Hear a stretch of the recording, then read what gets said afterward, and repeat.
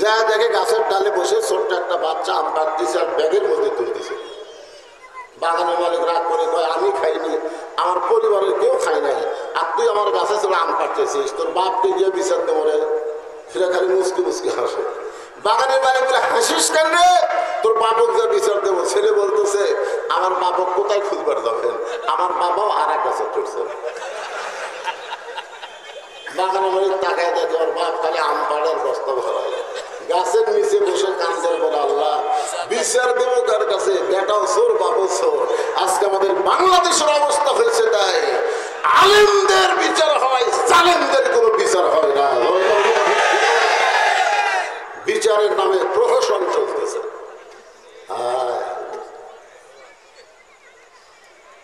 কোনো দোষ নাই, ডান্ডা বাড়ি লাগে আলেম কোর্টে হাজির করে, মনে হয় মার্ডার করছে, মানুষ খুন করছে। যদি মোস্তাক আহমদ তার বউকে বোরকার মধ্যে রাখতো তাহলে কিন্তু ভুয়া ভুয়া শব্দ শোনা লাগতো না। বলেন ঠিক কিনা? কারণ বোরকার মধ্যে যখন কোনো মেয়ে মানুষ থাকে, ওই গুলি না ছুরি বেড়া থেকে বোঝা যাবে।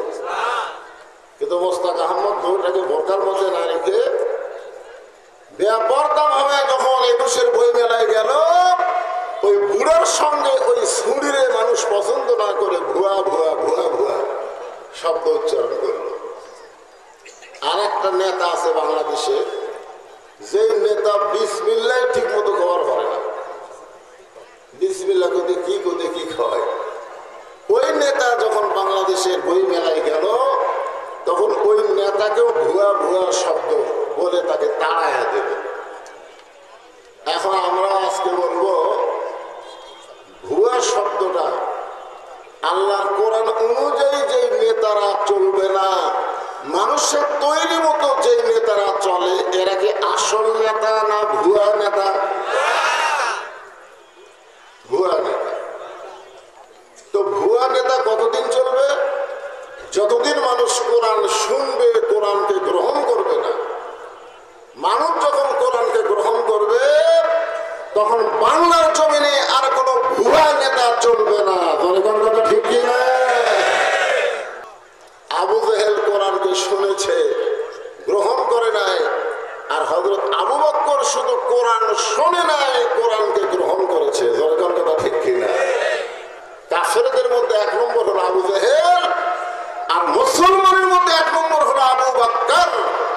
এখান থেকে প্রমাণ হয়ে গেল, শুধু কোরআন শুনলে হবে না, বাস্তবে কোরআনকে গ্রহণ করা লাগবে। আমার সামনে যে হাজার হাজার আল্লাহর বান্দারা বসে আছেন, আপনারা বলেন, আপনারা কি আবু জেহেল হবেন না আবু বকর হবেন? আবু বকর হবেন? তাহলে আবু বকর হবার গেলে কোরআনকে শুধু শুনলে হবে না, এই কোরআনকে বাস্তবে গ্রহণ করা লাগবে। এই কোরআনকে গ্রহণ করার জন্য পৃথিবীর সবচাইতে খারাপ মানুষ, যিনি নাঙ্গা তরবারি নিয়ে নবীকে হত্যা করতে গেছিল, এই কোরআনকে গ্রহণ করার কারণে আল্লাহ তাকে বাংলাদেশের মতন ৯৬টা দেশের খলিফা বানায়া দিল। সবচাইতে খারাপ। আবু জেহেল কিন্তু নবীকে মারার পরিকল্পনা করছে, কিন্তু উমর ফারুক নবীকে মারার পরিকল্পনা করে নাই, ডাইরেক্ট মারার জন্য অস্ত্র ধারণ করেছে। জনগণ কথা ঠিক কিনা? তাহলে হিসাব করে দেখা যায়, ইসলাম গ্রহণ করার আগে আবু জেহেল চাইতে উমর ফারুক বেশি খারাপ ছিল। ঠিক কিনা বলেন? কিন্তু আবু জেহেল শুধু কোরআন শুনেছে বলে আবু জেহেলই থাকছে, কিন্তু উমর ফারুক নবীকে হত্যা করার পরিকল্পনা করার পরেও শুধু কোরআনকে গ্রহণ করার কারণে আল্লাহ তাকে অর্ধ পৃথিবীর খলিফা বানায়া দিছে। আল্লাহর কোরআনকে গ্রহণ করার পরে হযরত উমর যখন অর্ধ পৃথিবীর খলিফা, তখন উমর ফারুকের অহংকার কেমন। আজকে আমাদের উপজেলা চেয়ারম্যান, এমপি সাহেব, মন্ত্রী সাহেব, এদের যা মশান ভাই, জনগণ কথা ঠিক, সেই হিসাবে হযরত উমরের তো একটা অহংকার থাকার কথা, যে বাংলাদেশের মতন ৯৬টা দেশের খলিফা আমি, আমার একটা মশান নাই, আমি কি হনুরি। আল্লাহর কোরআনকে গ্রহণ করার কারণে হযরত উমরের চরিত্রটা এমন হলো যে জুমার দিনে তিনি খুতবা দিচ্ছেন হাজার হাজার সাহাবীদের সামনে, সময় মাঝখান থেকে এক সাহাবী দাঁড়িয়ে বলতেছে, ইয়া আমিরুল মুমিনিন, আপনার খুতবা আমরা শুনবো না। যে বলছে আপনার খুতবা শুনবো না, উমর ফারুক দ্বিতীয় কোনো কথা বলে নাই, চোখের পানি বের করে বলতেছে, ভাই আমার খুতবা না শোনার পিছনে কারণ কি? এখনকার কোন এমপি যদি মঞ্চে ভাষণ দিবার আসে, আর কোন লোক যদি দাঁড়িয়ে বলে, এমপি সাহেব আপনার ভাষণ আমরা শুনবো না, কারণ ভোটের আগে আপনি যেভাবে মানুষের কাছে আসেন, ভোটের পরে আর আপনার সোপা দেখা যায় না।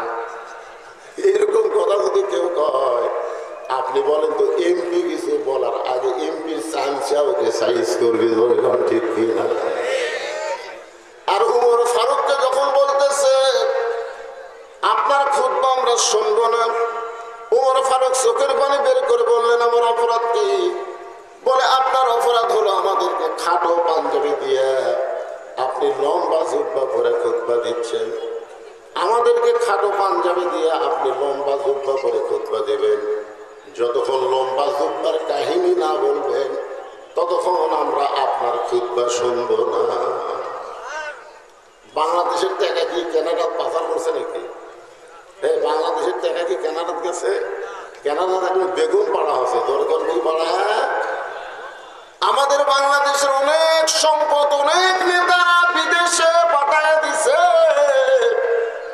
আর হযরত ওমর কোন সম্পদ পাচার করে না, খালি জুব্বাটা লম্বা হচ্ছে।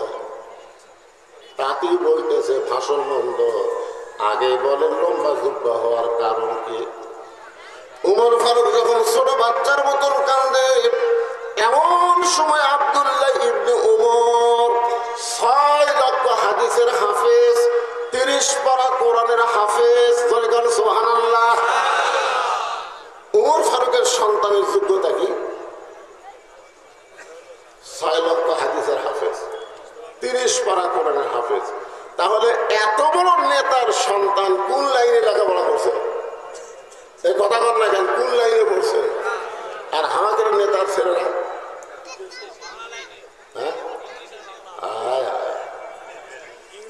6 লক্ষ হাদিসের হাফেজ, 30 পারা কোরআনের হাফেজ, বাবার পাশে দাঁড়ায় বলতেছে, রে নবীর সাহাবীরা, তোমরা খাটো পাঞ্জাবি হলেও তো নতুন কাপড় পরে নামাজ পড়তে এসেছো।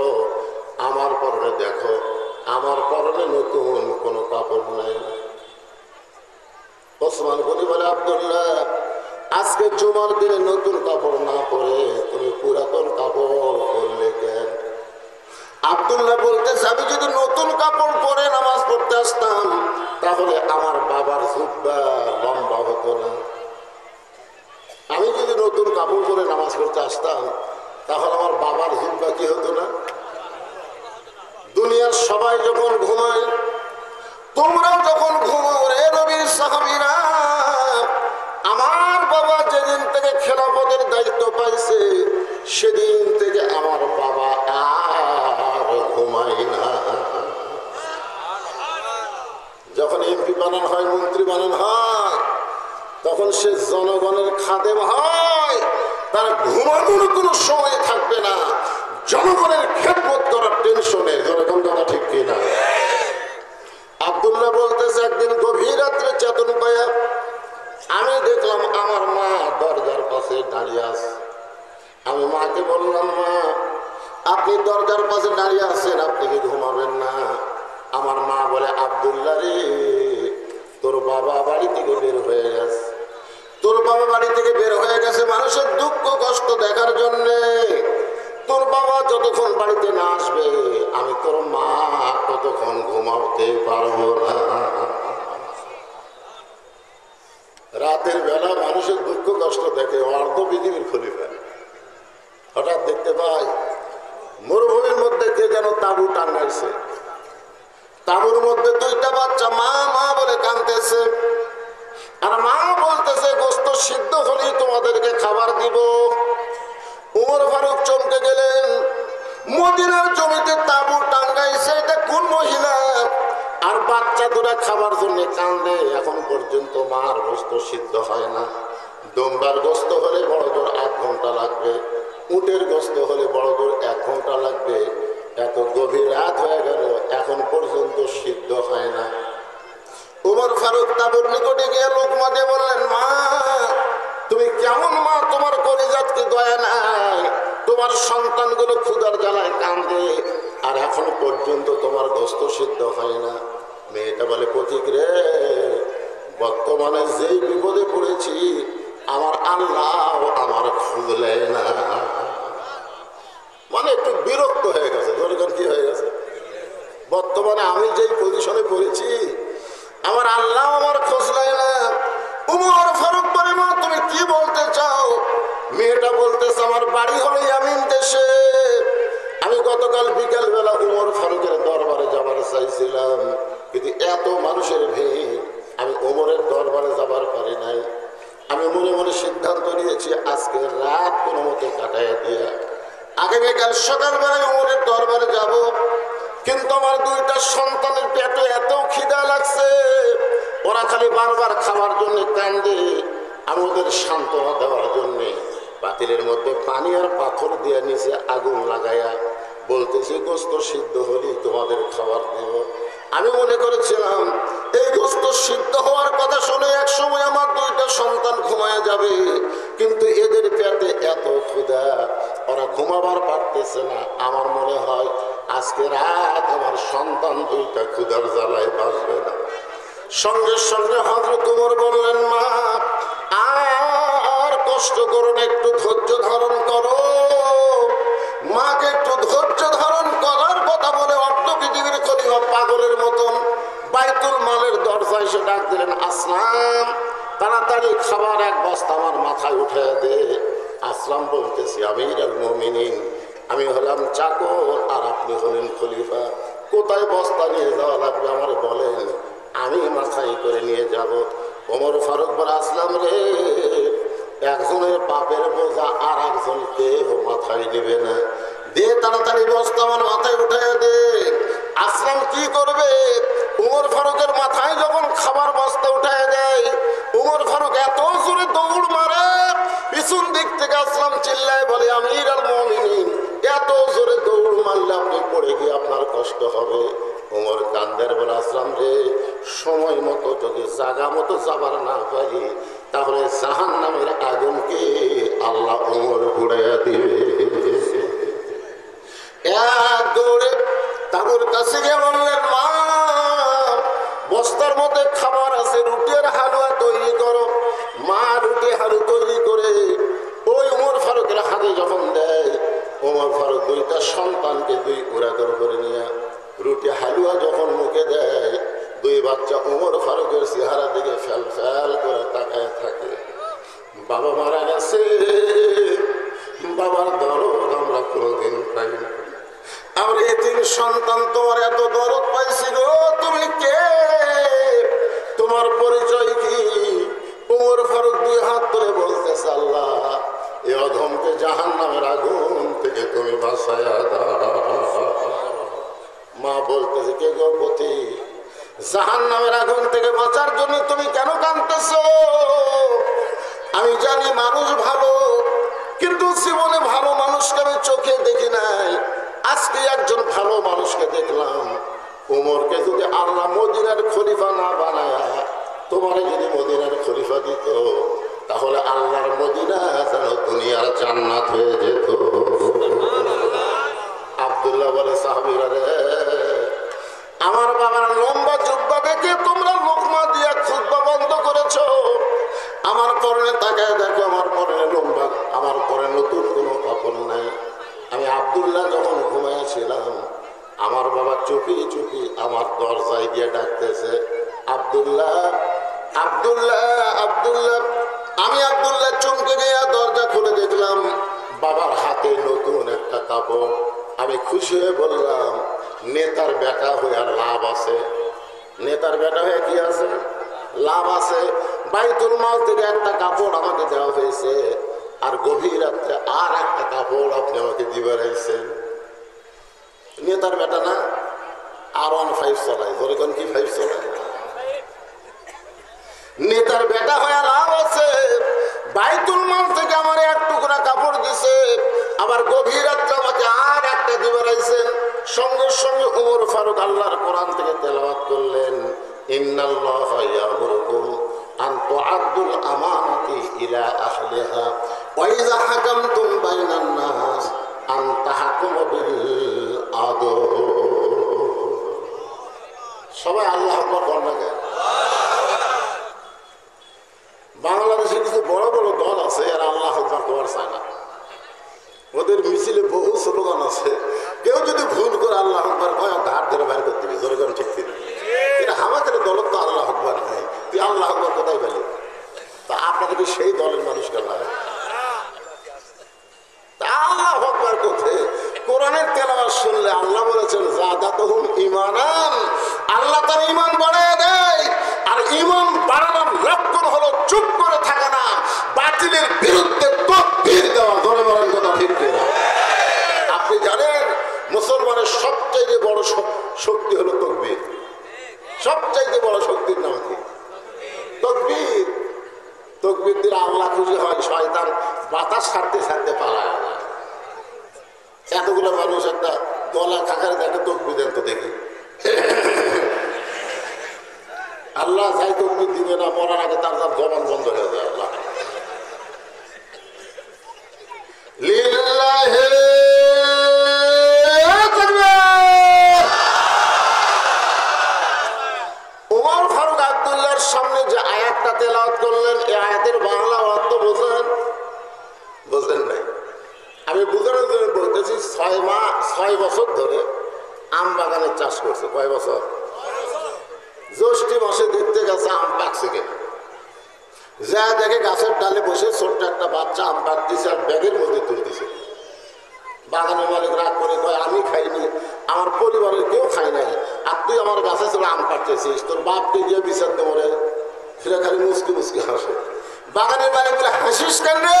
তোর বাপক যা বিচার দেবো। ছেলে বলতেছে আমার বাপক কোথায় খুঁজবার যাবেন, আমার বাবাও আর এক গাছে চড়ছে। বাগানের মালিক তাকায় দেখে ওর বাপ খালি আম পাড়ার বস্তা ভরা গাছের নিচে বসে কান্দের বলে আল্লাহ বিচার দেবো কার কাছে? বেটাও চোর বাপও চোর। আজকে আমাদের বাংলাদেশের অবস্থা হয়েছে তাই, আলেমদের বিচার হয়, জালেমদের কোনো বিচার হয় না। বিচারের নামে প্রহসন চলতেছে।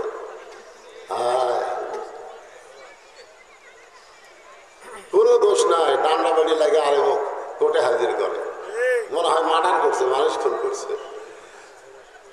হ্যাঁ, একটু মনোযোগ দিয়ে শুনবেন। ওমর ফারুক বলেন আব্দুল্লাহ, এই জামাটা আমার ভাগে পড়ছে বাজান, এই জামা পরে আমি আগামীকাল খুতবা কেমনি দিব? এত ছোট জামাই কি খুতবা দেওয়া যায়? তোর কাপড়টা আমাকে দান করে দে। তোর কাপড় আমার কাপড় একত্র করে আমি একটা লম্বা জুব্বা বানায় খুতবা দিবার চাই। আব্দুল্লাহ বলতেছে গভীর রাত্রে আমার কাপড়টুকু আমার বাবাকে দান করার পর আমার কাপড় আর বাবার কাপড় একত্র করে বাবা লম্বা জুব্বা বানায় খুতবা দেয়। এখন বলো খুতবা শোনা যায় কিনা যায়? সমস্ত মুসলমান চিল্লায় বলতেছে আল্লাহর কোরআনকে গ্রহণ করলে আর কোরআন অনুযায়ী যদি রাষ্ট্র চলে, এমন নেতাই জনগণ দেখবার পায়। আজকে আমাদের বাংলাদেশে আল্লাহর কোরআন খালি ওয়াজের মধ্যে আছে, সমাজের মধ্যে কোরআন না থাকার কারণে আজকে আমরা ভালো নেতা চোখে দেখবার পাচ্ছি না। আপনারা কি মনে করছেন এই কোরআনকে খালি শোনার জন্য? আল্লাহ বলেছেন সামিনা আতানা। হযরত ওমর আল্লাহর কোরআনকে গ্রহণ করার পরে তিনি কেমন একজন মহামানব হলেন, তার জীবনের সামান্য একটা অংশ আপনাদের শোনাই। ছদ্মবেশে মদিনার অলি গলি ঘুরতেছেন, হঠাৎ হযরত ওমর দেখতে পায় দুই পাহাড়ের মাঝখানে একটা গিরিপথ। ওই গিরিপথের মধ্যে সুন্দরী একটা মেয়ে ধীর গতিতে হেঁটে হেঁটে চলতেছে। মেয়েটার সামনেও কোনো মানুষ নাই, পিছনেও কোনো মানুষ নাই। ওমর ফারুক বললেন আল্লাহ তোমার দুনিয়াতে এত সুন্দরী একটা মেয়ে। সুবহানাল্লাহ। ওমর ফারুক বললেন আল্লাহ তোমার দুনিয়ায় এত সুন্দরী একটা মেয়ে।